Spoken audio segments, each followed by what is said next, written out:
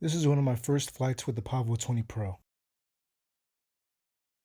Unfortunately, the unit that I received had some issues, and I'm going to go over what happened and how I fixed it. This is 4K stabilized footage from the 04, and even now you can still see, some stuttering, some very minor vibrations in the footage. This isn't normal. If you plan on doing freestyle, then you might want to glue down the antennas with E7000 adhesive or switch to shorter antennas. So this is the one that I think is bad. Look at the other motors. Spins fine, spins fine, spins fine. It doesn't even spin, it just stops immediately. It's not like it doesn't spin at all. Look at this. Almost no difference in the amount of force it takes to spin it, it just immediately stops spinning. This bad motor also ended up taking out one of the ESCs on the flight control, unfortunately.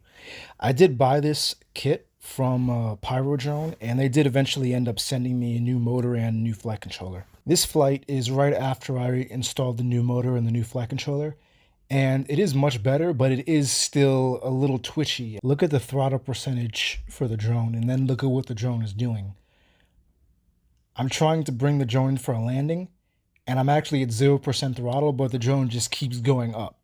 Definitely not normal behavior. That issue is very intermittent, and it took me a very long time to figure out what was wrong with it. Eventually, I figured out that if I lowered the damping and tracking values, that would actually solve the issue. This footage is right after I did that, and look at how much smoother it is.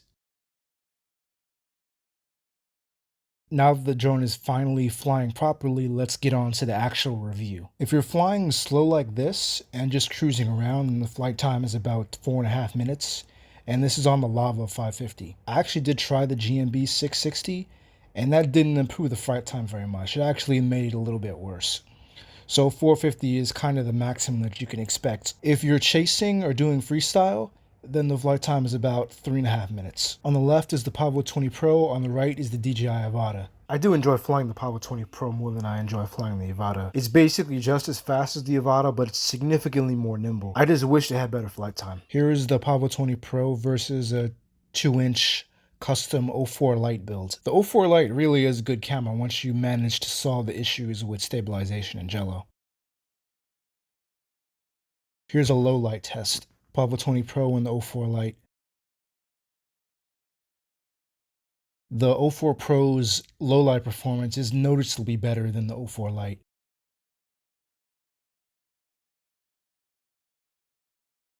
Now for a speed test. The Pavo was able to cover a distance of 1,016 feet in a time of 13 seconds, giving it an average speed of around 54 miles per hour. Next is range test. The ELRS receiver on this drone isn't very good. If you want to maximize the range, then you really need to use the DJI radio, and that'll get you like 3 times the range compared to ELRS. Even after trying to update the ELRS firmware, it still tends to fight with the 04 for signal strength. Right now, I'm about 4,000 feet from myself.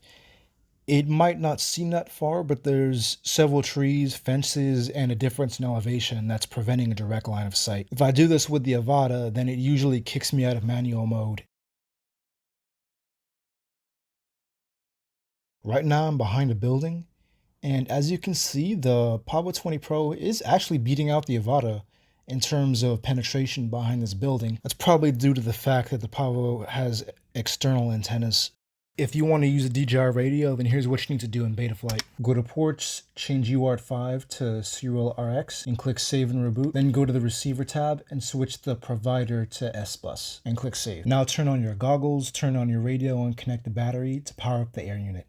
Stay connected to Betaflight for now and go to the Receiver tab. Check to make sure you're getting the correct inputs from the Receiver tab when you move the sticks and press the buttons. Now we're going to try and arm the drone. Disconnect from Betaflight. This is going to be to switch modes, and this is going to be to arm the drone. So in conclusion, I do enjoy the Pavo. I just wish it had a better flight time and a better ELRS antenna.